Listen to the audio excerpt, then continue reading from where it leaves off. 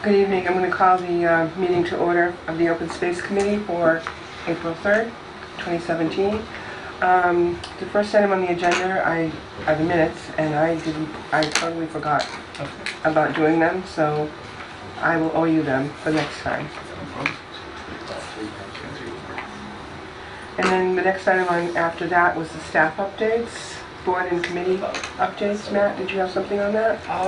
I don't. It's just something we tend to keep on the agenda, but In case there's anything. yeah, the only thing I'll make note of is that there is now a associate member vacancy for the planning board. Oh, there As is? John Weaver has Resigned. because he bought a house in Sturbridge, So, closed and sold his here. There, Wow. got it all done pretty quick. so the associate Market, member that was on the planning board became a full member? Yeah, at the next meeting, yes. So associate will be advertised. So otherwise, there's still two, or soon to be two, vacancies in the Economic Development Committee.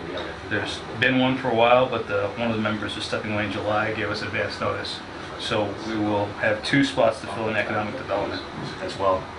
But otherwise, those are the vacancies I wanted to point out. While we're talking about committee updates and stuff, you might remember at the last meeting, we had talked about the new housing subcommittee of the master plan committee. I did get myself appointed to that. So that's one of my other little hats to wear. Right now, we've had one meeting so far. It's very interesting. I want to talk about that a little bit later on, but it's a great mixed committee. There's a gentleman on that works for a development company, and he eats, as he put it, eats, drinks, and sleeps affordable housing, which is not necessarily what a lot of people think that it is.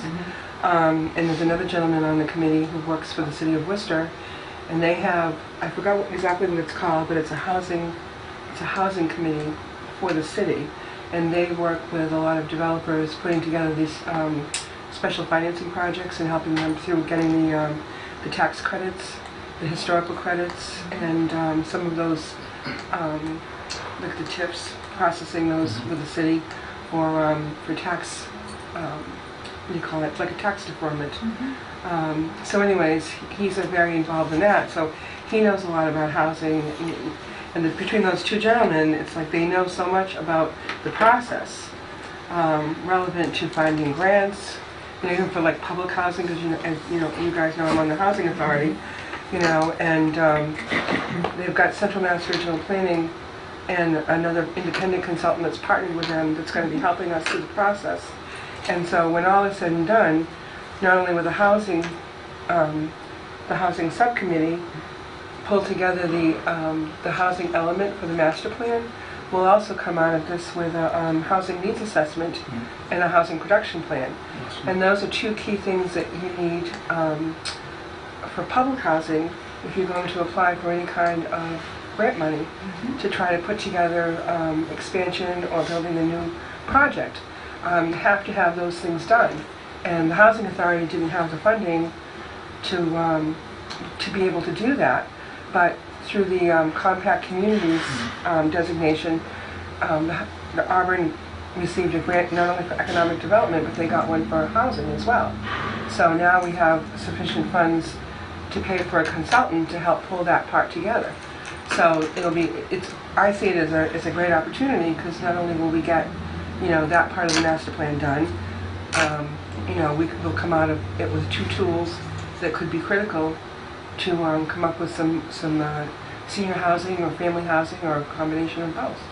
So I was pretty excited when I came out of the first meeting because of the dynamics of the committee. Denise Brotherton is also sitting on it, and Shannon Rinkin, who I had just met, she's the staff assistant in the town manager's office.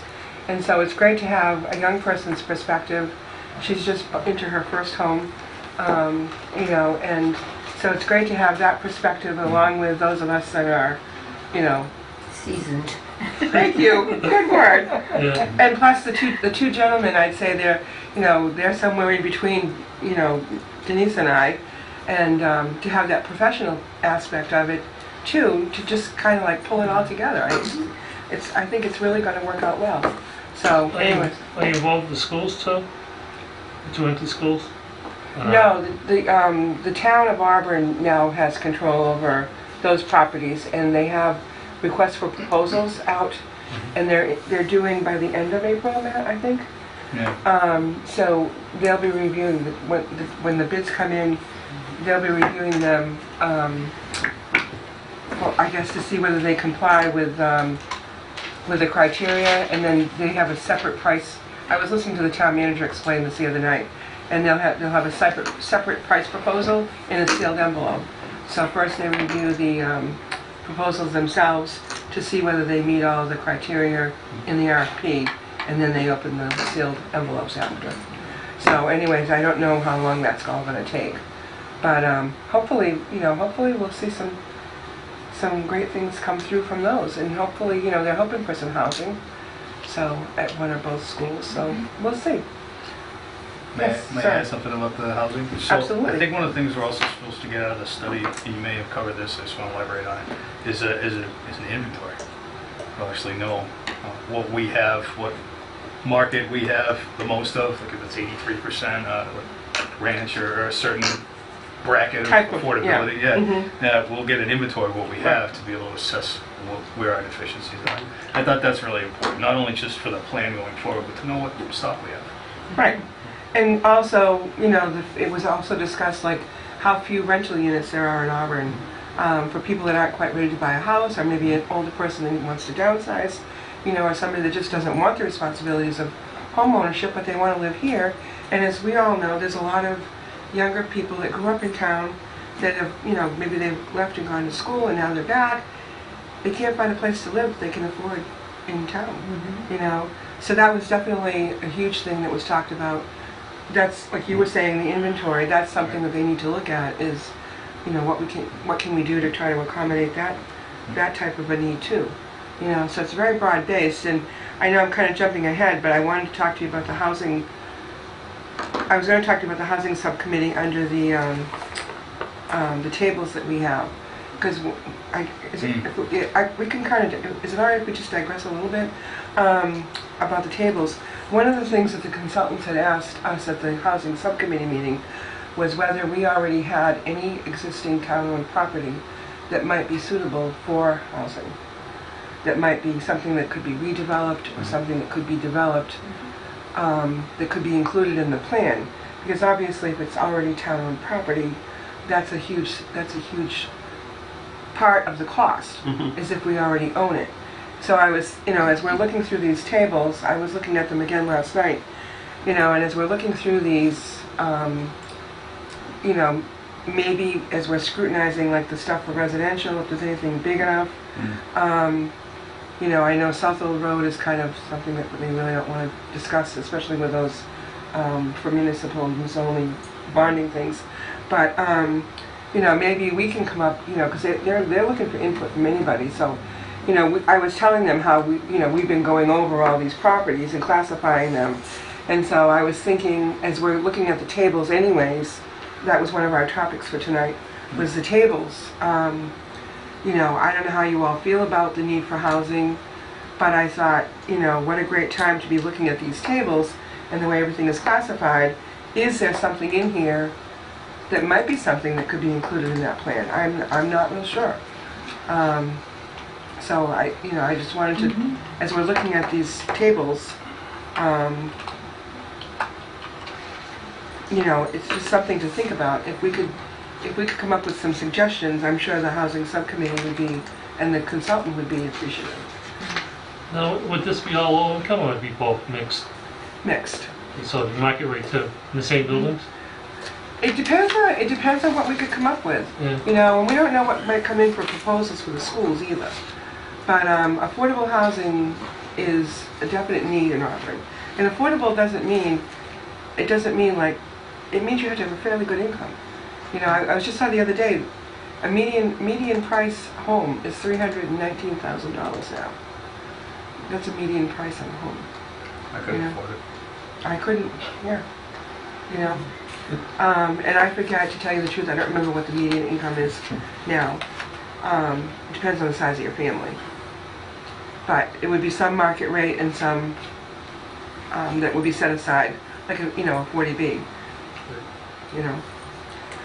But the housing production plan, if that gets approved, that gives us like a 5-year hold on any hostile 40B developments coming in, if we can get that housing production plan in place. It has certain goals that you're supposed to meet, although they don't hold you really, I mean, you're expected to meet some of the goals, but if you don't meet all of them, you're not penalized for it either. Just need to show progress. Thank you. Yeah. Exactly. That's what the woman from CMRPC said. So as long as you're making an effort to make progress on your plan, then that's okay. So anyways, so I don't know, what do you guys, does anything pop into your head at the, about some of the properties that we've looked at? Does anything come to mind? And I don't know how much acreage you'd have to have for a project like that either. Well, Sorry about my phone. that's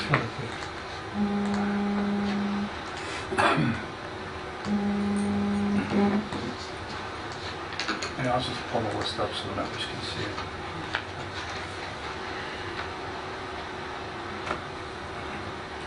Like obviously the stuff that's really topographically challenged, with steep slopes, wetlands and that sort of thing, those are probably not gonna be, and of course we have lots of them that are those little tiny things, those aren't gonna work. Does it have to have sewers? I don't, it would depend on the developer, I think. There's a lot of land in West Auburn, like up on Rochdale Street and Leicester Streets, that don't have public sewer, and I'm not sure about water.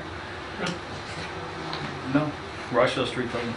Rochdale Street does not have town Most of water? it, from the Tin Bridge up to West Street, most of it. The water line ends right above where the, At West Street? little up from the Tin Bridge towards Okay. West Street. But there's Okay. no sewer on that street at all. At all. So, it would really kind of depend on what kind of a opportunity there was. You never know, like these developers, there may be an opportunity for some kind of a special grant or an allowance, there may be a way to work, I don't know. It's an awful lot to put these things together. It's not like a conventional, you go get a mortgage and you build a house. Right, and I think that the one thing here is that if you're talking like an apartment building of any size, even like 8 units, you have to have a substantial septic field associated Yes. with it. Yeah. So the land, it's not just a matter of land for a building. Right. It's got to have a land that's perkable and so Right. forth. So, For a system, yeah. and I think that that's, not that that's our job. We No. can say, okay, here's a piece, look at this piece of property. And there's certainly items in this list that I think are very potentially attractive for this type of thing. And we definitely need it. We need to get some, we need more young people in town that are moving out because they can't live here. Right, because they can't afford to, right. Or there's no rental, or there's such Right. a small amount of rental property that it's not. It's so, Practical. it's very, very difficult. There's just so few, there's just so few units even out there. And there aren't even a lot of really, they're mostly like single apartments here and there. You've got the former RH Whites, I forgot who manages them now, on South Street. There's like, I think 40-something units there. And then there's Federal Hill? there's Federal Hill, but those are condos. Okay. Some people own them and rent out their condos, but some people that live there, they own their unit. And then there's the, I forgot what this, it is on Leicester Street behind the police department. Gardens. Westwood Gardens. That's where I used to live. Yes, and there's a few units there. Yeah. But there aren't a lot of other multi-unit apartment dwellings. No. There just aren't. So. But it's definitely a need. So they're going to be, and Matt's absolutely right, that was one of the things that they talked about. Looking at each type of structure and like, do we need more small or medium-sized houses? Do we need it, the big houses? And the rental units. That's definitely a huge factor. So anyways, they're looking at anything we can help with for feedback, I think would be appreciated. So I just thought, maybe now as we're scrutinizing these tables again, it would be a good idea. Kind of helps segue right into something that's later in the agenda too, but I know, I kind of jumped around, I'm no, sorry. it's a decent segue. But part of the issue we have with new subdivisions is when the developers come in, all they want to do is build $450,000 homes. And Right. we have no mechanism to control that, and affordable, or any sort of housing plan will help us, at least give us guidelines for how we can shape subdivisions to have a certain requirement of stock housing. So instead of just, $500,000 homes, Right. they'll have to provide a variety of some sort, which would be nice. Of course, a lot of it depends on demand and need, but the housing needs assessment will narrow down that a lot too. That will really help identify more specifics on that. Could you develop the recreational field behind the Mary D. Snow School as housing?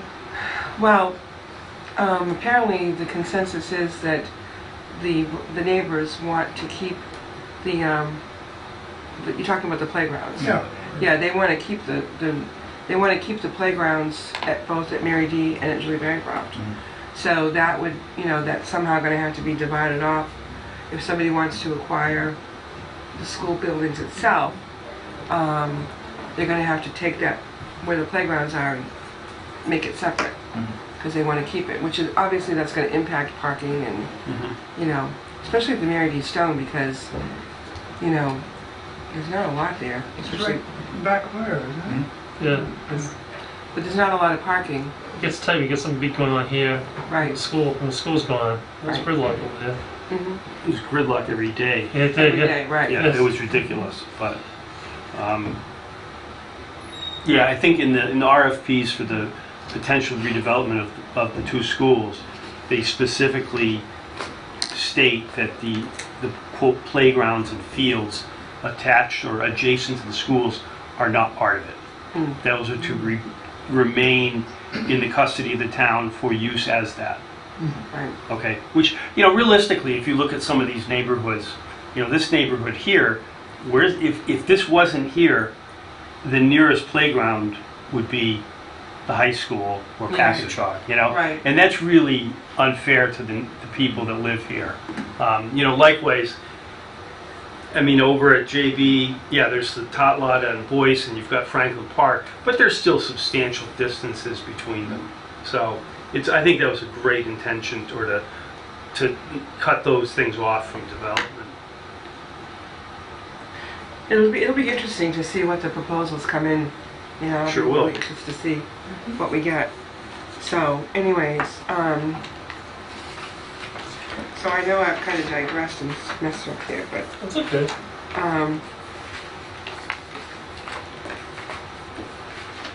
So, actually, if I go back to the agenda here, discussion items, the town-owned properties recommendations, that's something we're just kind of carrying to for right now. South Old Road, we still haven't come up with an idea for that. The neighborhood maps, and then the tables, are the things under discussion items. So,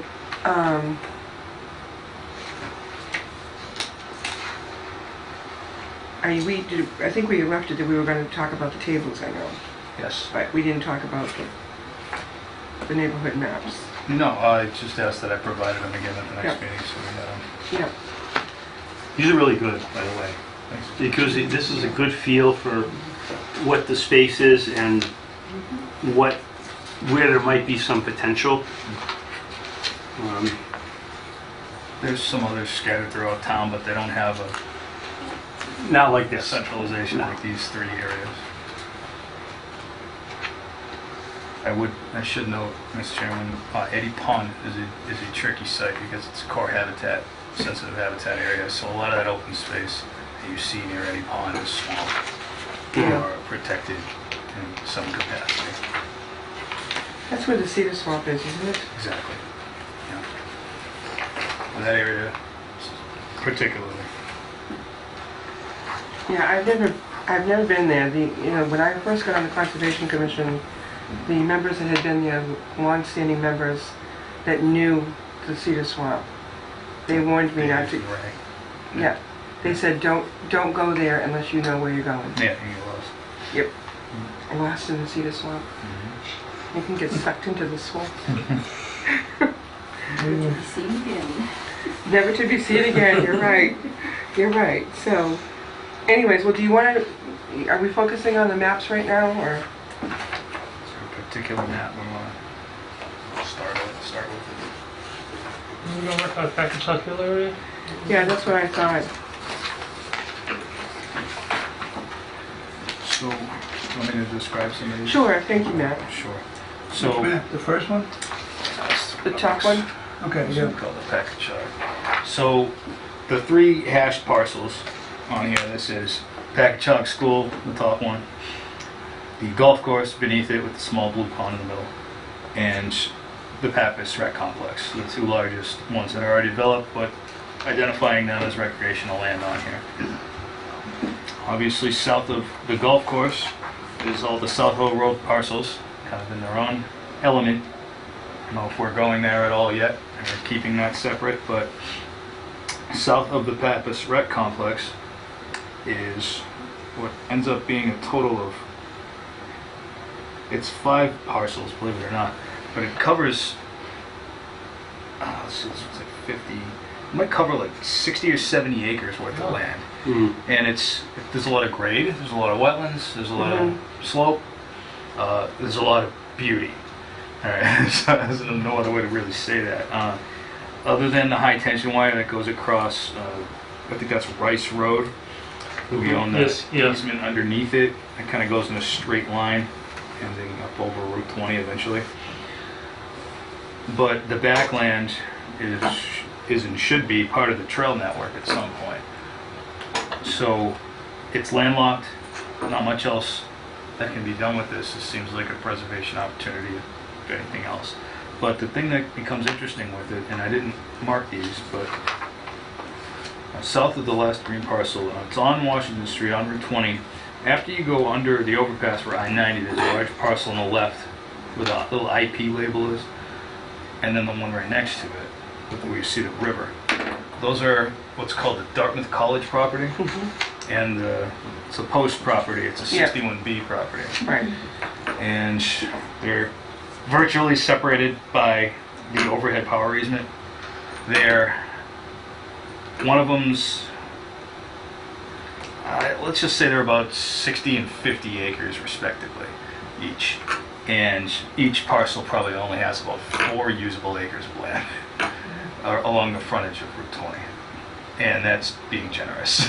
Some of them would need a considerable amount of earth fill just for that. But everything slopes right down into the wetland system, so whatever is going to happen there would be interesting. So we're landlocked in a sense by 2 difficult parcels off of Route 20, which have been up for sale forever because any developer is seeing the challenges there. They run. And and this has come up recently, even if we were to consider giving that parcel off to one of those 2 others, it's still not helpful for them. It doesn't give them any other advantage because it's the slope off the back of the cornfield and the river system underneath it. That's all it really is. Yeah. So, across the street from that is a small parcel owned by the town. It's a detention pond. What? It's a detention pond. Oh, It's the West Tech Drive detention pond. Oh, that's right, I know where that's. So it's not something Right at the that's bottom, yeah. helpful. In the lower right-hand corner of this map is a landlocked parcel off the back of Jade Hill Road. There's another one next to it, but when I mean landlocked, you get lost just trying to find it. I think the Tennessee gas pipeline runs underneath it at one point, Oh, and it eventually makes its way over towards like Penrock Road or yeah. Okay. that street. So landlocked, what else can you do? I think we ended up inheriting it by tax title. So aside from those, I'll go back north of the Pappas Rec Complex, and right in front of the church is that small, less than 10,000 square foot parcel that's right in front of the church for some reason. It looks like it was probably a house lot at some point that ended up in tax title, and no one, there's not much you can do with it. Right in front of the Packagug Church? Yeah, it's a non-conforming lot, it's less than Okay. the requirement. Oh, less than 10, I got it now. Okay. Right, and then people are 2 finding parcels up. People are finding it in the Slice there? trash. That's a shame too. Oh, It really? is. Yeah, it's getting pretty bad looking. That's a shame. I'm sorry, Alex. I A didn't- slice? What's that slice? That little one next to it, Yeah. that's, I can't tell what it is. I didn't get any history on it, but it's another non-conforming parcel. And there's another one in front of the senior center for some reason, or across the street from it. Two little slices that are not even large enough for a pocket park. It's just tax title pieces that we've somehow inherited over time. There's as we go north, right above Peck Chug School, is what's known as the Carpenter Street properties. We had a brief discussion on this last year. Right, that was that subdivision that never got built, It was, right? right, it was part of, There were paper streets laid out. right, Yeah. exactly. It was part of, Back in Chuck School, they decided not to sell that. right, someone approached us because they were a butter to it. Mr. Miller, who came to a few of our Right. meetings, approached the town, and when the schools weighed in on it, they wanted to hold on to it. They did. Future use or whatnot, so we decided not to act. But as far as I know, those are, I mean, it's kind of a crown of a hill, Yep, so I'm not sure what could be done with it. It is technically landlocked since the paper street doesn't exist. But Would that come to Hampton Street where Preston Ave is? it is the, Go straight I up? think that is Preston. If you cross Hampton at Preston, wouldn't that I be think that is Preston Ave, and it would have extended up? up into this area and then crossed by Carpenter Street. Because there used to be a path up to the school. Good point. So that's that piece has its complications. Just to the west of that is a small non-conforming parcel on Elmwood Street. I'm imagining it's a pump house or something. oh, for the sewer I'm department? not sure what that is, but it's something also very small. And then the other two in the northwestern corner of the map, we're talking Route 12 near where the Polar Beverages, this is the drainage basin for Leesville Pond and Kettlebrook. So that entire area on the other side of the railroad track is unusable. So. And it kind of covers this entire area. So there's not a lot of opportunity other than what we already know.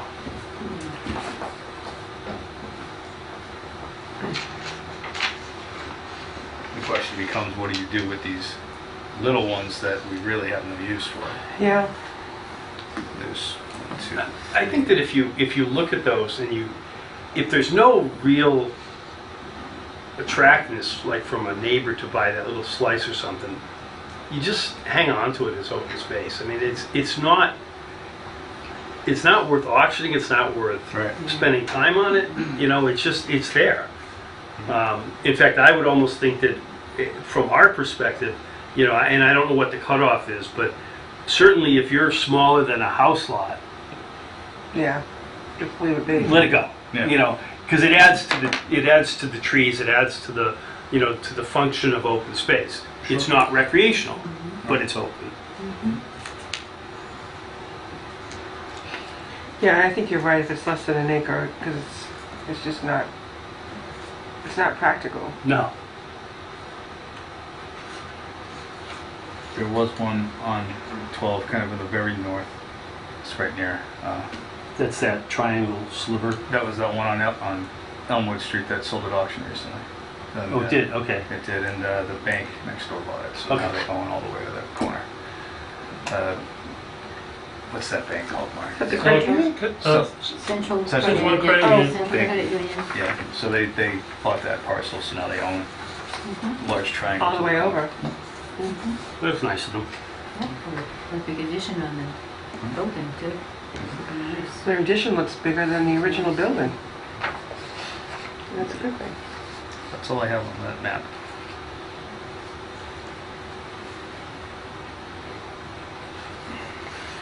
Do we want to move to the next one, or do you? Sure. So the next one I called North Auburn. It's kind of like northeast Auburn, I guess. Okay. But I'll start from the landfill. How's that? Okay. That's the southwest corner, lower left. That's you see kind of an X mark right there. That's the Tin Bridge. That's Rochdale and Leicester Streets. Okay. So the large swath of land is the town landfill. Hmm. That's right above the I-8 district. What is that IA? That's the end of Hardscrabble Road.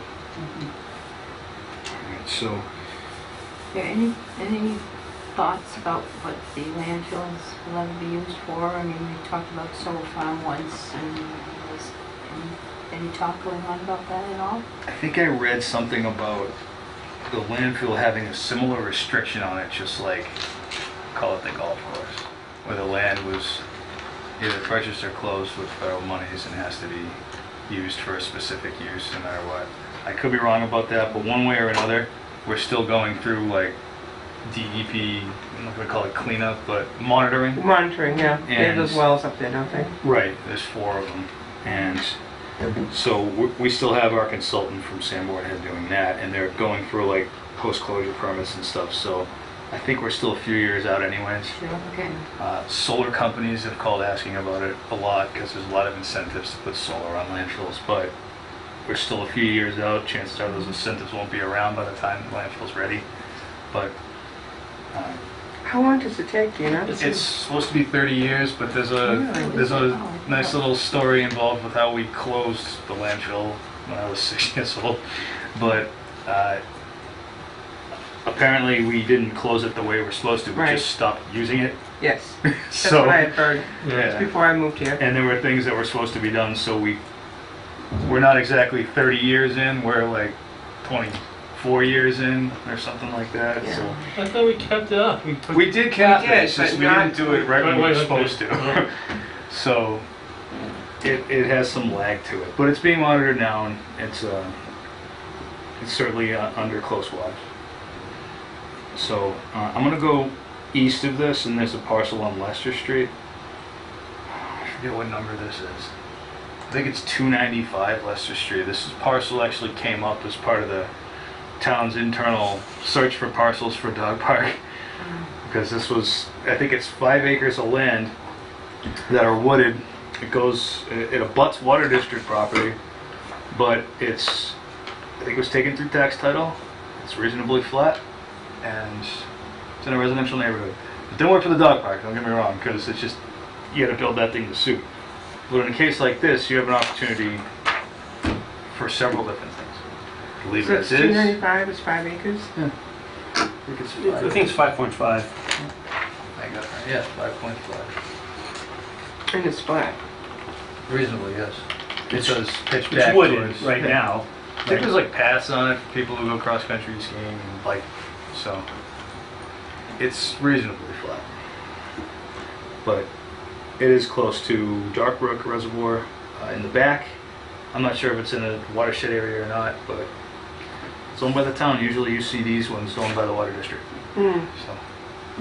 Is that where all those evergreen trees are on the hill there? No, that's not that. That's a little farther up. But this one is, it's at a different bend. But there's like a dirt area where people park, like, I don't know, ATVs or something, and people go bike riding in there. It's kind of one that's seems like it could be something. As I go north, I'm going to go on to Leicester Street, and you have a very odd-shaped parcel with what looks like a Yeah. road Yeah, stopping you know halfway what? through it or Yeah. something. This is, I forget the address on this one too, but this is wet. This whole thing is the low point of that area. Oh, So now how did we I would inherit even- that from tax title or something? How would do we, I think or so. maybe somebody left it to us or I something? think our original recommendation for it was for it to remain that way.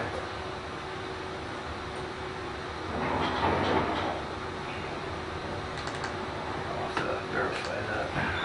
It was a Leicester Street parcel.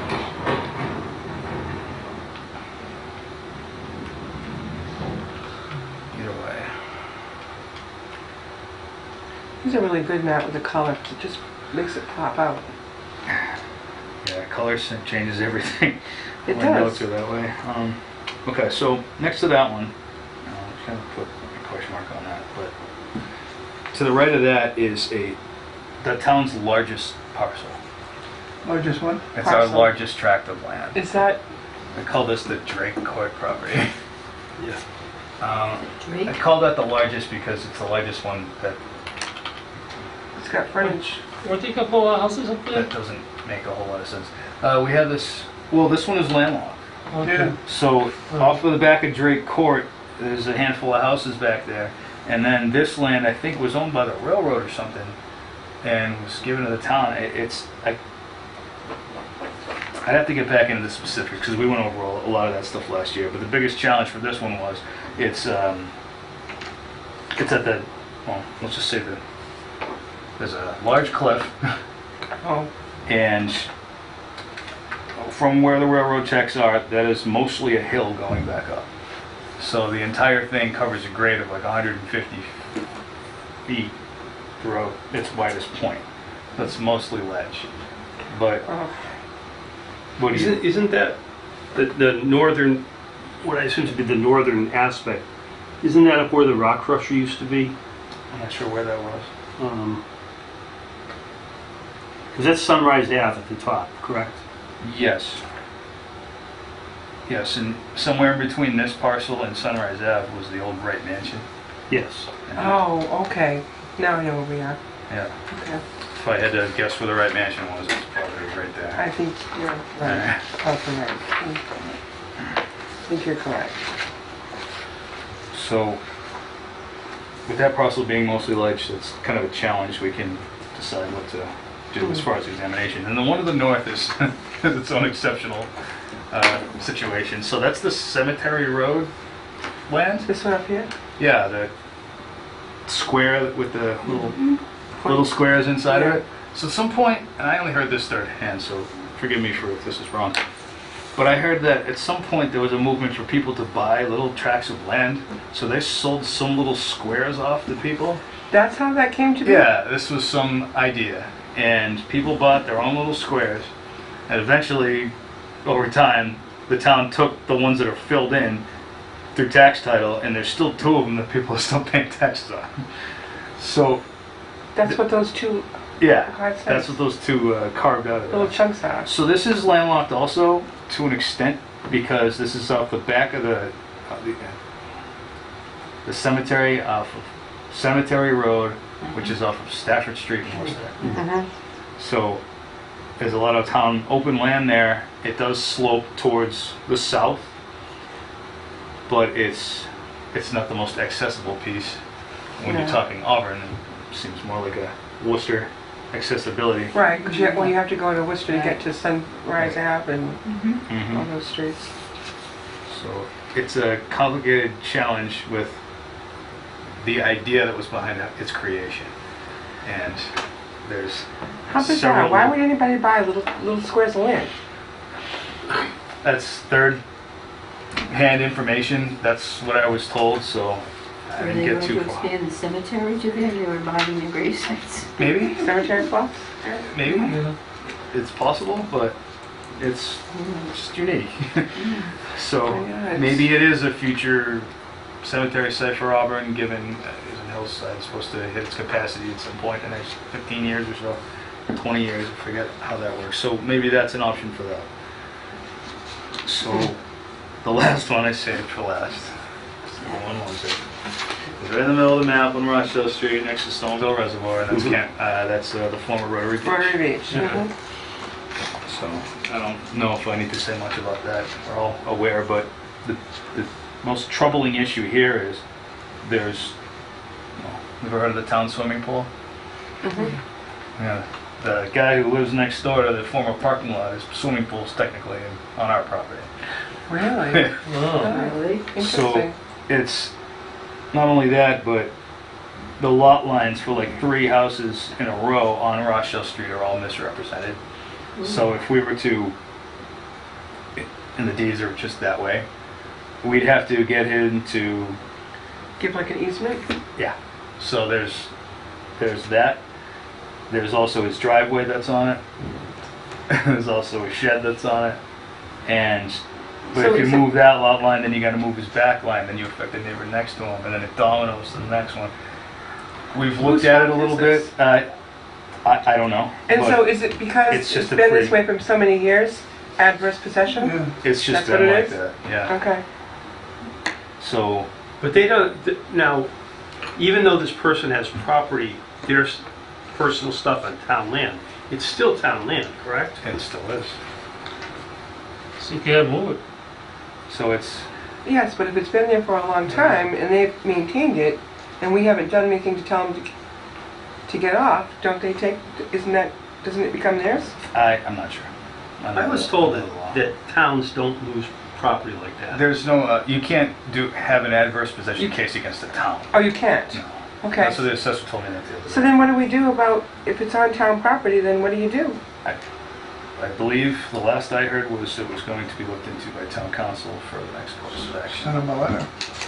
So, So is it something that's been on for like 30, 40 years? several hands have been stirring this thing since I've been here, Mm-hmm. but I think the next step is town council advisement to Wow. see where that goes. But that's the parking lot side of Rotary Beach. Parking lot side, okay. Yeah. So the other side is our actual beach, wooded beach, Yeah, it's, yeah. and How big is that? Green Shane. that one. That fronts the road, right? Yeah, it does. Yes, it does, yeah. Yeah, quite a distance. Yeah. Goes down, sit.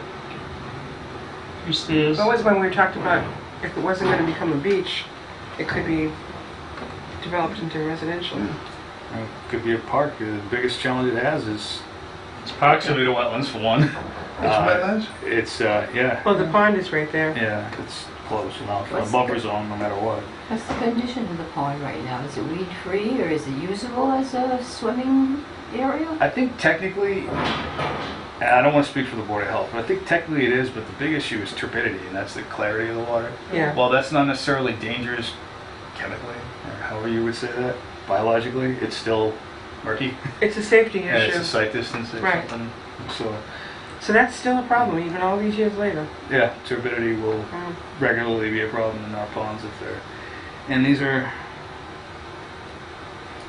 correct me if I'm wrong, Ann, you might know this, de-weeding is something that we used to do with like Lycott Engineering yes. in like the late 2000s when I was here the first time, but I haven't heard anything about that since. I don't know if we... You know, I don't know if we're doing it now. Several years ago, before I got off the Conservation Commission, the money for that was taken out of Conservation's budget and put into the town engineer's budget. Oh. And I don't know in recent years whether it's still being done. Mm. Because we used to regularly do the town portion of Pondville Pond. Mhm. We did Auburn Pond. Mhm. Leesville? and- No, we didn't do Leesville. What was the third one? That'd be it. Help me, Orchard? Louise. Is it Eddie Pond? Probably it. I think it was, yes, it was Eddie Mhm. Pond. Yeah. So we used to do those three, because we could only do what the town owns. And actually, Leesville Pond, the town owns Leesville Pond and the water rights, Conservation Commission does. So we probably could have treated that if we had enough money. But I don't know how, and maybe the town engineer is still doing it, DPW director also, AKA. You know, I've kind of lost track of it since I've been off the board, but we were, Conservation Commission was kind of removed from the process. Okay. So, It's going to come up again with Auburn Pond when Sure. we start the Jury Square stuff. yes, I was reading that consultant's report, and that's definitely going to have to be addressed, you know, at some point in the future. But it's expensive, you know, to maintain the ponds. And if you'd be surprised how much goes in if you skip a year. You know, and if it hasn't been done for 3 or 4 or 5 years, you know, things are going to be encroaching. Still do their standard ice de-weeding by lowering Yeah, the they- ice hole, yeah. but Yeah. it's still, I noticed the water district does that too over on West Street. They lower the water down. But this year, you know, we've had such a fickle winter that I don't know how effective that was. we'll find out. Mm. I believe that's all the parcels in this map. That Rotary Beach parcel is not that deep, right, from the road down to the... It is not.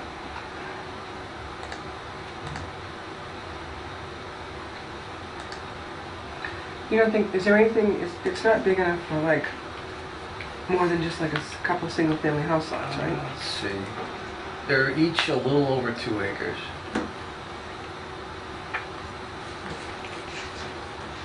Over 2 acres.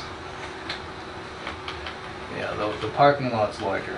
It's 2.2 and the, call it the beach, is 2.0. 2 acres. And the tables just have our notes from last year's review.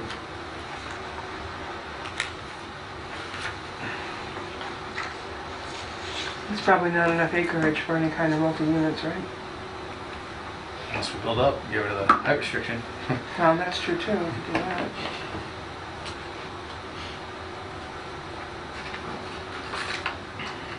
I'm just thinking it would be easy because it's, you know, it's got frontage already, both parcels. Already got frontage on a public way.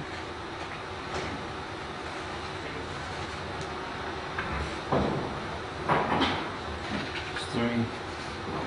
Where have they decided to put the dog park? They're still Still looking? Still looking. So it would be one of these parcels, right? I think the latest plan is to explore moving the skate park at Lemansky and put the dog park in its place and relocating the skate park. Really? I think that's the latest Yeah, idea, yes, yeah. but I don't know if it's come to fruition.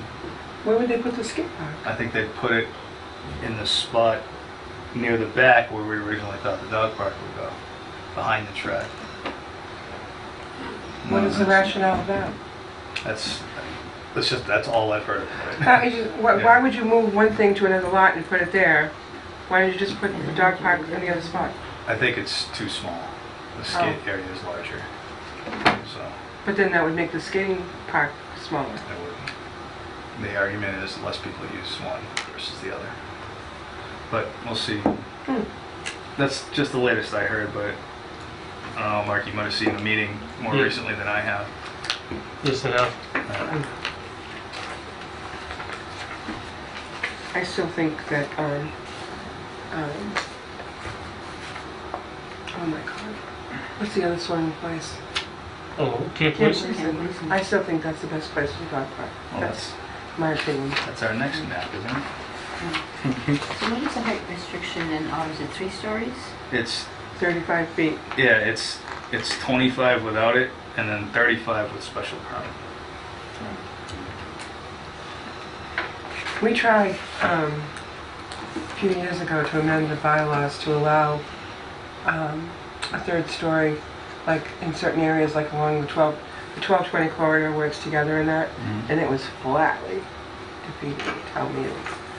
Running out of land, you're gonna build up eventually. Well, that's, yeah, really, it's, you know, and especially like if you've got a small company that wants to locate in town, you know, being able to have a building, multi-story building, might accommodate their needs, you know, as opposed to, you know, the 5 or 10 employees.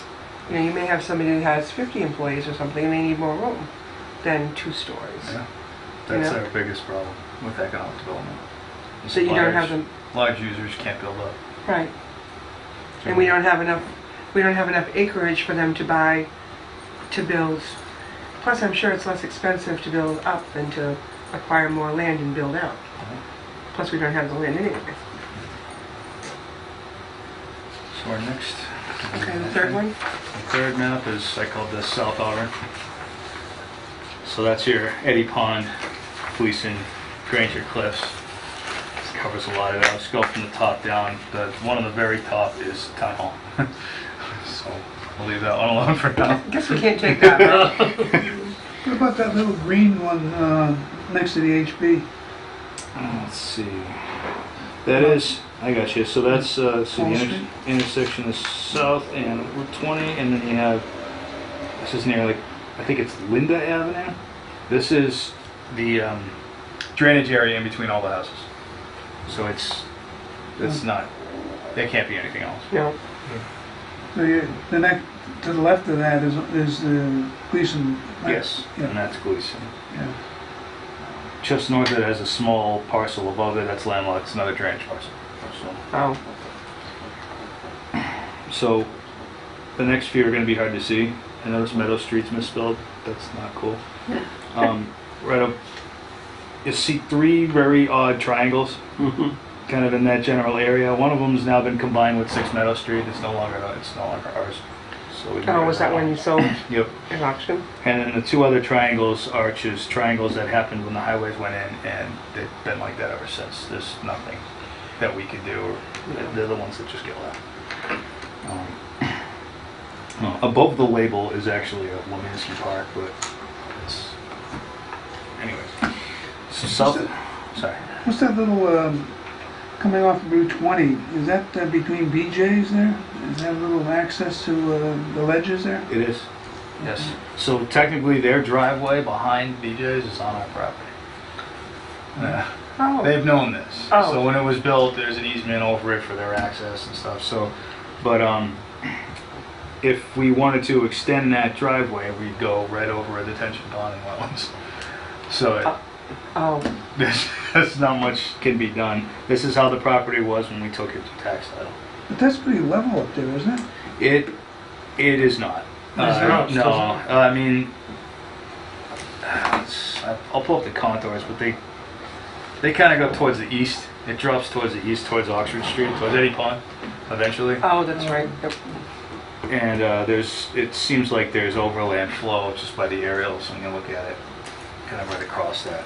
I mean, this was one of the parcels included in the mixed use overlay district, and I think there's a reason it was left off, because if you get a good look at the aerials, and I got a chance to walk up there when we were trying to examine it, it seems to have the detention pond is right here, but there's a system, there's a wet system that kind of does something right around here, and that ruins your access. It goes right across it. So whatever you need to access the rest of the 775 Washington, it's called, excuse me, you'd need a bridge.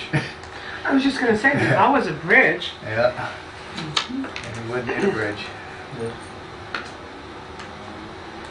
So. Sometimes, you know, I mean, I know people cringe when they hear bridge, but sometimes it's not nearly as bad as you might think. And I'll just give you one quick example. When Hampton Inn went in, you know what we're talking. Yes, yeah. There was a huge wetland system in Oh, there. yeah. And the developer at the time proposed what you see that's there now. And, you know, I had said, why can't we have a bridge? Why can't we bridge all that instead of filling it in? And that massive retaining wall and all that replication and so on and so forth. And they said, you know, in a project that size, cost is a factor. I mean, it's something you have to look at. And, you know, the board had Conservation Commission had a wetlands consultant. And the bottom line was that even though it was a lot of filling with the replication, it met the regulations. So even if we had denied it and they had appealed, we would have lost, and we would have lost our credibility because it met the rules. So it killed me to sign off on that, but you had to because it met the regulations. So anyways, months later when they were almost finished building it, we went over there for a site inspection and we were waiting for more members to show up, and the property developer said to me, he said, you know what? He said, I wish I had listened to you. I said, what do you mean? He says, do you know something? He said, I don't remember what the numbers were now, but he said to me, when you brought up the idea of a bridge, he said, we did look into it, and we had, you know, pricing on it. And he said, you want to know something? He says, I ended up spending more to do what I've done than I would have done to give you your bridge. So, you know, the point is that it's not always, you know, filling it in and replicating is not always the least expensive way out, you know. But anyways, we lament. Poor site. So we're on Granger Cliffs. Yeah. That we'll call it a paper street that separates the rest of it. I think it's part of the Greater Worcester Land Trust and Cliff Grangers. Oh, right. So the Granger Cliffs, obviously, that has aspirations for who knows what. So Besides the fact, talk about the topography. school, casino, airport, I don't care. Yeah. It could be anything. But south of that, Coachman Lane, Mm-hmm. everything that surrounds that, that's the required open space for a special permit Oh. on space development, so that can't be changed. Right. And I'm gonna go north of that. I'm on South Oxford Street heading back towards Route 20. There's two green parcels on the east side of the street. One of them surrounded by water. It's kind of Yeah. islands near Yeah. the 395. Oh. That's- Yeah. That's nothing there. But the other one, I think there's more wetland here than the aerial gives us. But the town owns a decent piece of land here. It's quite a slope there, isn't it? I can't tell, but I think it's this one right here. Yeah. Yeah, so the town owns that, but this wetland system comes in a little bit. Yeah. And I'm not sure how much of it is developable. There could be like a house. It's hard to tell, but no matter what, I don't think it's going to have a basement. I forget how we got it, but one way or the other, it has its challenges. And it might be sloped, you might be right. Yeah, there's a house north of that that's quite sloped there. They are building houses in some very challenging spots Mm. these days. That's for sure. They're not building $120,000 ranches. Yeah, No. that's right. They gotta justify all that expense of Mhm. engineering, the Mhm. site work and all that, you know, it's, I mean, there are some houses, you're going down Oxford Street South, there are some houses on the left where Eddie Pond comes out behind them. And it's, I don't know how many feet it is from Oxford Street South to the pond, but they've managed to squeeze houses in there. Yeah. And it's like you look out your back window and the pond is right there. You know, it's like they're literally like perched in between. It's residential B, beginning of South Street, right up until Pirate Farms. You know, and it's just like if you go down Sword Street to the end, I forget the street that crosses, there's two houses like up, they're built up there. Well, the ledge- yeah. on Boyce Street, yeah. Yes, thank you. You know, they look like they could fall off, you know? I mean, one of them actually is accessed, both the driveways are on Boyce Street, but I think one actually has a second access off of Sumner. Really? That's how steep that terrain is there. Wow. As I said, they build houses where billy goats won't go, you know. Oh, That's why it's like sometimes, I mean, you think that no one would ever put a house there, but they do, you know? Two off of Elwood Street there, going down Oh, on the yeah. left. Oh my yeah. God, Like yes. to go straight down. Talk about the billy goat, yeah. So I kind of circle that one because, hey, if the affordable housing plan gives you something where you might be able to fit a ranch, awesome, but you're not getting everything out of that parcel. You might get a piece of it. I mean, I'm not trying to promote development, but otherwise it's preservation, so one or the other. Yeah, there's no real other use for that space. No, it'd Not be big enough for anything. residential if at all.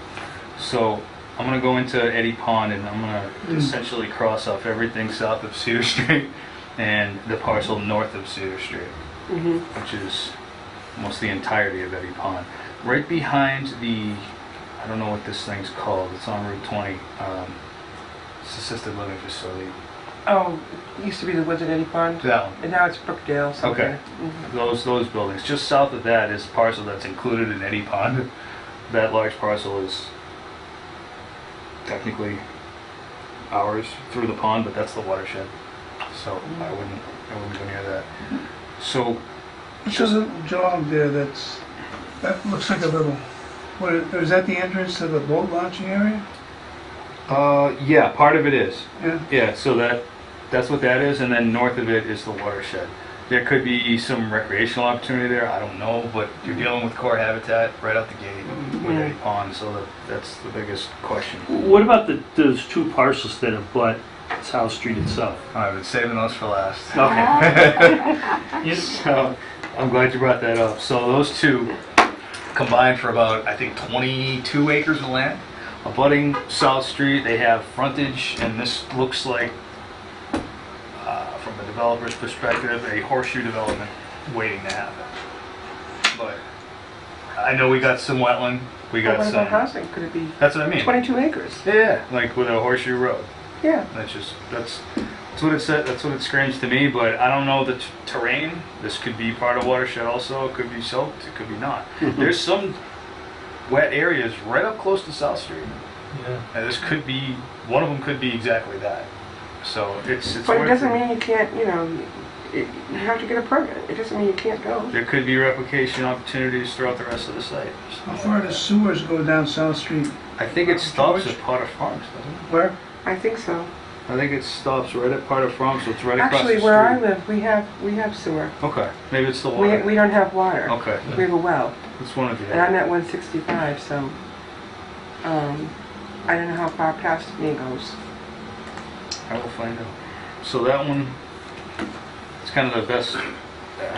That might Yeah, be a spot. Yeah, and again, I don't see open space committee. I'm not trying to promote development or one thing, but that's the most attractive parcel in Auburn for the sale of development, in my opinion.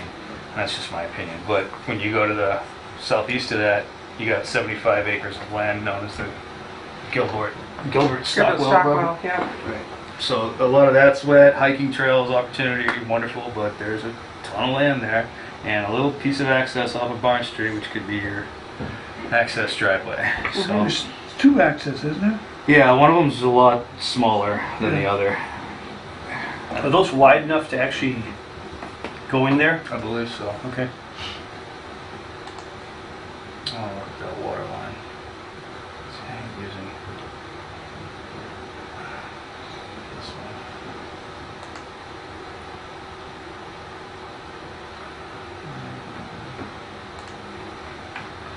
I'll just check that out.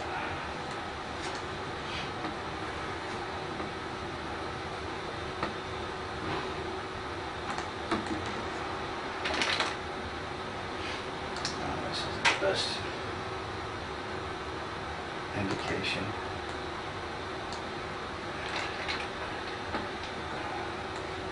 It's the town version of the webpage. It's actually less friendly than the public one. But you get more information out of it, but sometimes the layers don't work, and I only have an aerial photograph that's 8 years old now. So that's not good. As the sewer gets there, I just don't know if it has water, and that's not town data. Where is that property? This one's off the back of Barn Street. Yeah, all the I way mean, down. we're on the map there. It's the That's, large yeah, one. that's here. further out. Yeah. Yeah, I mean, on that map you're looking I'm at. sorry. Show you. I wonder if the water line does go up that far. Oh, it doesn't. No, not the water line, sewer line. Neither. Neither? No. Okay. Not to this one. South Street. This one. So it has no public You can see infrastructure. right on it. Measure wetlands. Well, that's not good though. Let's just call it this Yeah. large area. It's these two parcels right here. So you'd have to have wells and septic systems. Stone Brook runs right through it. But, I mean, this could be your Broad Meadow Brook in the making, you know? Mhm. Could be your conservation sanctuary. Yeah. I think that was, I could be wrong and I'd have to get into it, but I think that might have been, I don't know, the Gilberts or the Stockwell, so that might have been a condition of theirs when we sold the land to the town. I could be wrong. I don't know, honestly. So that's, It's definitely worth exploring. that is a majority of everything. So, you know, this property off of South Street, the 22 acres, when we discussed this a year ago or whatever it was, you know, I pointed out that that's a potential use also for recreation. Yep. Because most of these town-owned parcels just don't cut it in that regard. They're not big enough. Mm. And, you know, at some point here, especially if we have any population growth in this town, that's going to have to be addressed at some point. I know there's been communication with the leagues in town and so forth that are, you know, so it's not a taboo subject. It's just that there aren't many suitable areas where you can lay stuff out, aside from taking cornfields, Right. you know. And keeping it all in one spot. Yeah, and this, again, can't tell by the terrain, but this could loop back to the boat ramp. And you can loop it all the way through. Maybe it is Mm. recreation in that regard. if it's a summer camp, if it's an Indian ranch waiting to happen, Yeah. you know? Well, there are some, you I can't wait to get to see the paddleboat. That's, Me too. But there are some easily observable wetland areas Mm-hmm, near that boat ramp, near that road that goes down to the boat ramp. mm-hmm. Not that they couldn't be addressed and, Mhm. dealt with, but.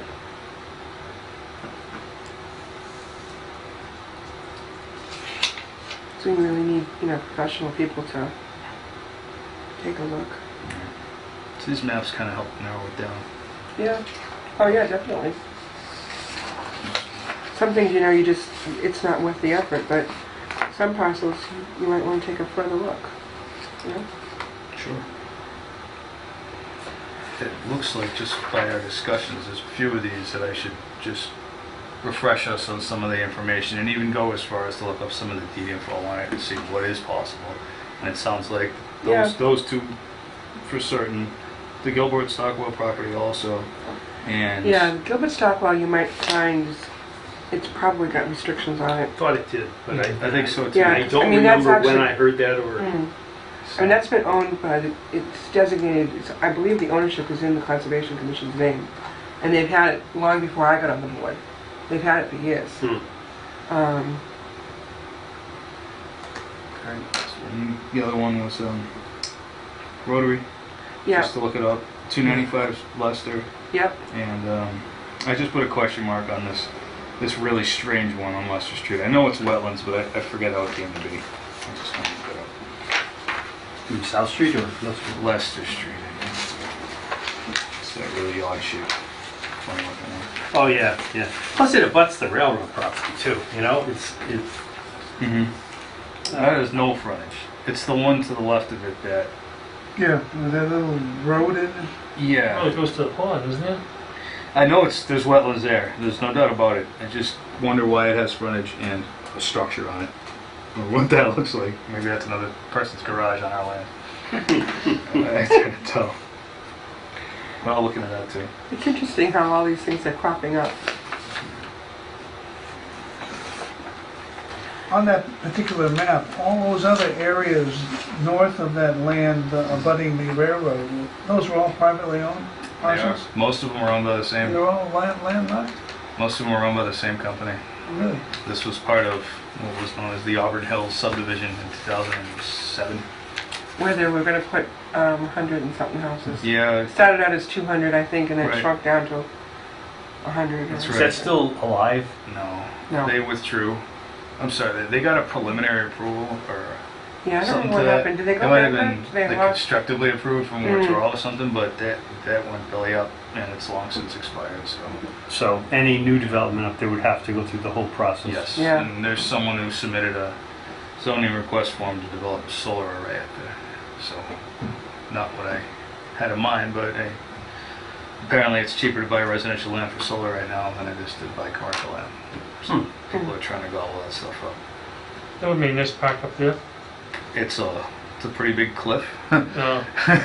On top might work where the old mansion used to be, but Wasn't that gonna put a bridge in there somehow? there's a waterway. That bridge collapsed. You couldn't get up there with a vehicle anymore. Yeah. And it's a long driveway. Is that bridge gone now? It had remnants. You could barely see it. Really? Oh, you can't it's- get over there? You can't drive over it. You can't. No. No. Okay. But well, you probably see it now, but in the summer, you can barely see it with all the vegetation. Do the solar arrays, do they generate a lot of income? So, in two ways. I mean, they'll have a lease agreement with each property. So, owns a I mean, property. if you converted the golf course to a solar array, could this town make some money? The town's actually saving money on a solar array off-site. And then we're saving it by getting renewable energy credits. The town, if we were to lease any property for solar, we could have a lease. And that's 20, 30 years worth of income on its own. The number one item that we thought of was landfill, but we're still a few years Yeah, out. that's too bad because So- that would be a good spot. Yeah, and whatever you put on there, just be ready to consider it used for nothing else until 30 Right. years are up, and then you're hoping that that solar company's still in business where they can remove all that stuff. Yep. So, It's too bad, but we're not in a position where we're ready to do that. Yeah, I mean, there's money there, and those companies are trying to put arrays everywhere, and just get off takers for it. We get calls from people developing solar arrays all over the state saying, "Do you guys want to buy credits from us? We're already under agreement somewhere else." So it's, But the golf course is all cleared, you can put one right up there. yeah, we could do them all on Southwell Road too. Yeah. But the golf course must be costing us money, right? No, they They're turned a making profit money. in the first year. Really? They weren't expecting to, No. but they had. Yeah, So, it's actually, their numbers are excellent. yeah. They ended up in the plus, like something like 30 or 40 grand, which was not expected because you have all the expenses right out the gate, including buying carts All and the all that equipment, stuff. So yeah. yeah, they ended up in the plus in year one. Granted, it was a great summer for golf. It was dry. Well, plus they started in March of last year, so it was a long season, but, you know, you're gonna have good years, you're gonna have bad years, and the whole idea of that type of operation is that you need to bank the money when it's good, and instead, you know, use it if you have to. But in a bad year, you may not have golfers, but you're also not out there cutting grass. But you could be making millions if it was a solar array, right? Yeah, and we would lose open space. Yeah. Golf courses are going down. Nobody wants to play because it takes too much time. Yeah, that's what's good about a 9-hole course. I was just gonna say, isn't that one of the reasons why a lot of folks like It's a small course. Packagug, because it's only 9 holes? And it's quick, it's, Takes half the time, The right? only the other issue with Packagug is it's protected by the federal grant we purchased it for. So all we could do is recreation. Recreational Can't use, do any structures on it. nothing to make revenue, like the solar lease. Yeah, it's like Lansky Park is protected for that use only. But so that's kind of those. I'll review those parcels that we kind of identified as Yeah. need more homework on. All right. So I know we're getting close. May I broach the next subject? Yes. Yeah, Give you want, it yeah, as you want to homework? talk about open the, yeah. Okay. So. Then we'll talk, yeah, because it's already after something. All right, I remember a handful of our last meetings kind of talked about what else do we have to work on. And I think I got us a good one.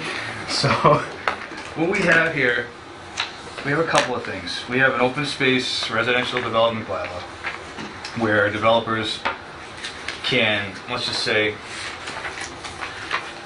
they have 100 acres and residential rural and you need 60,000 square foot lots. An open space residential development, you can have 30,000 square foot lots so long as 40% of your acreage is reserved for open space. And given to the town. Yes. So it's generally the preferred route, okay? Right. Now, one of the complications that we have, was identified in a study done by Mass Audubon through a technical assistance grant we had last year, is that our open space bylaw needs a special permit. So someone who wants to develop a subdivision also has to get a special permit. Right. And one of the sensible recommendations for them was, why don't you make the open space one as of right, by right, have folks submit both a conventional and an open space preliminary subdivision plan to the planning board, have them choose one, and then just go to definitive and not need the special permit.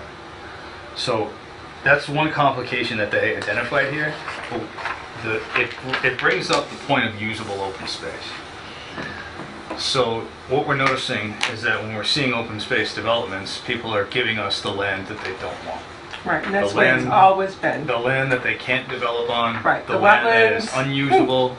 The land Yep. that's landlocked that you can't access Right. from the The street. cliffs. Yeah. Yep. Paul Street's a classic example Yeah. of that. Okay. That's the way, it's always been that way. It's, Yeah. yeah. So how do you identify what's usable or accessible versus preservation for conservation purposes?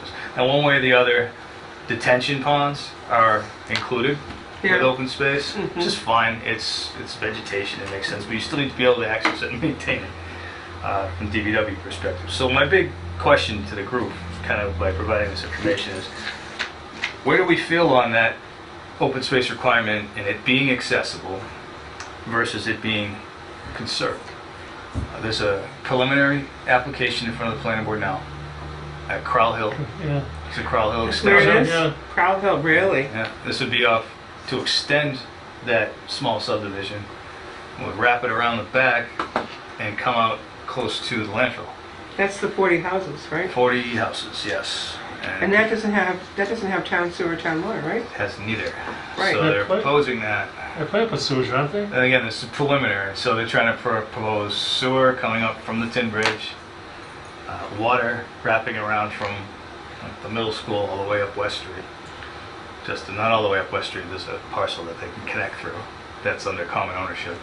But the land that they're trying to give us, it's just as an example, nothing that we do here would affect this proposal. It's already submitted. It's like the border. It's like a 20-foot or 50-foot buffer around the whole thing. And one of the ideas was to make a park for the town to be able to use. But it's going to be under a homeowners association, so it wouldn't be town-owned. Therefore, it needs variance. So how would that work? So, yeah, and not only that, but its accessibility becomes a major question. Right. So, we're looking at this, oh, thank you for the gesture, but how are we going to use it if it's under a homeowners association? Yeah. You know, we'd be renting it. Now, I So thought how is that usable open space for the town? So the- Yeah, So the land that the developer has to give back in an open space development does not have to be given to the town? it doesn't. They can hold it under the home ownership. They can hold it, I think there's 3 ways they can Okay.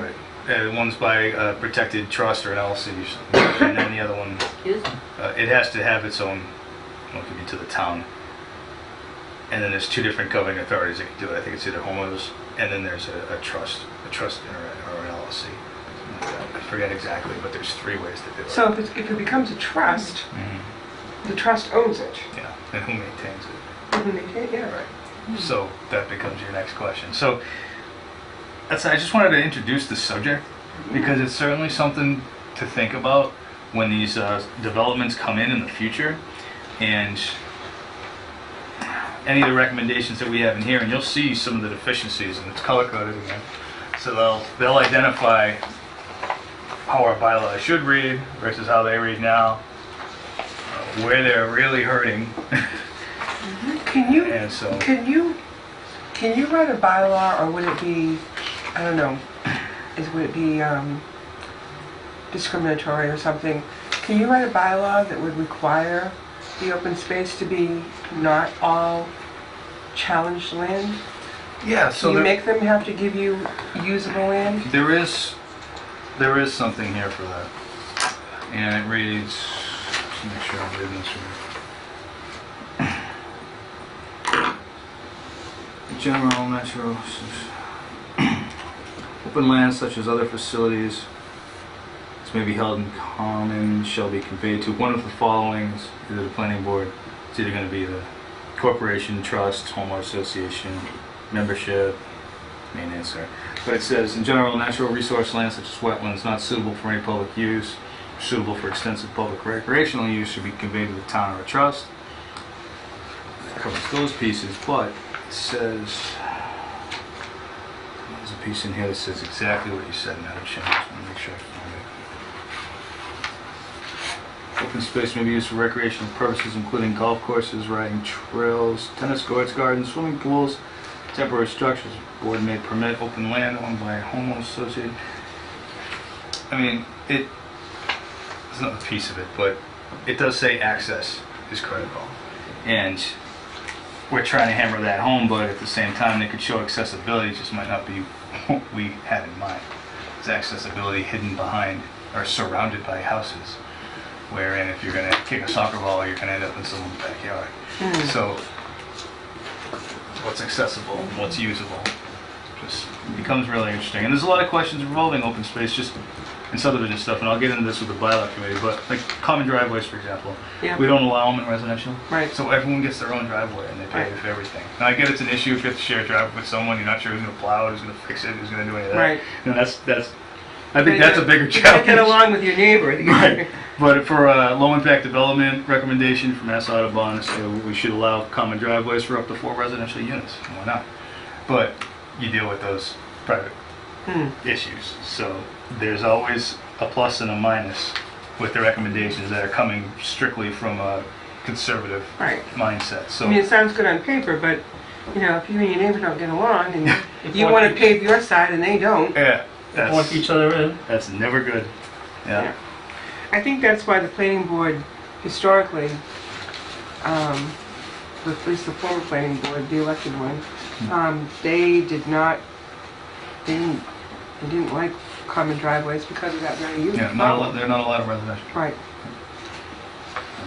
But just something for us to look at, a topic of discussion for us to consider. There's a handful of items in here, and I'll bullet point some of them or actually Okay. if it's okay. Yeah. It keeps us kind of involved with an active project and gets us an opportunity to implement a strategy we got through technical assistance. So is that a change to those bylaws? Is that something that the bylaw review committee, the zoning bylaw review committee is looking at now? Not yet. They're doing solar bylaw and Oh, okay. aquifer bylaw. Kind of related, but this gives you recommendations for both your zoning bylaws and your subdivision rules and regs. Okay. And the subdivision rules and regs can be sent to the planning board directly for them to accept. Doesn't have to go to town meeting. They can make changes in the subdivision. That's right. Doesn't have to go to town meeting. That's right. Okay. The zoning stuff has to go to town It meeting. does. So something in here that really jumps out, and I'll bullet point a few. As a recommendation from the committee to have the planning board adopt it if it helps us in any way in this committee. I'll be happy to put it forward. Okay. All right. Are we about done for the night? Yeah. Okay. We didn't talk much about the tables, but we can talk about those some more at the next meeting. I think we've gone through an awful lot of stuff tonight, really, to tell you the truth. Then, if everyone agrees, what would be, do you want to go for the first Monday in May for a meeting? That is the day before town meeting. Oh, that's right, thank you.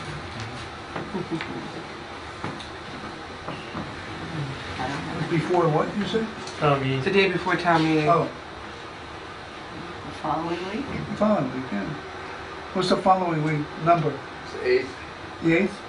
We have selectmen across the hall, but If the room's available, you want to try for May 8th? Yeah, we might as well. Sometimes the Board of Health has it, but their schedule's so sporadic.